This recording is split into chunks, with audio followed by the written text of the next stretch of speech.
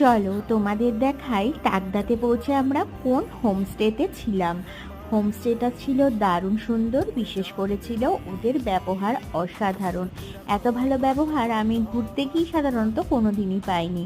কাঞ্চনজঙ্ঘার view দেখতে দেখতে নিজেদের ঘরে সিনটাকে উপভোগ করছিলাম। তারপরে চলে আসলো আমাদের ওয়েলকাম ড্রিঙ্কস, আর ওদের এখানে ছিল এই ডগিটা যা খুব সুন্দর। তারপরে দুপুরবেলায় চিকেন দিয়ে ডাল দিয়ে লাঞ্চ করে একটু রেস্ট নিয়ে চলে গেলাম এখানকার লোকাল একটা টি গার্ডেনে।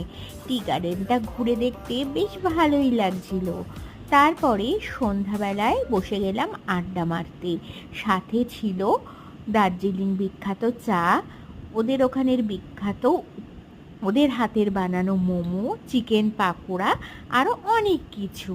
আর বাচ্চাগুলো দেখো কি সুন্দর লুকোচুরি খেলছে। এইভাবেই তাকদার নাইটটা আমরা শেষ করলাম। টাটা।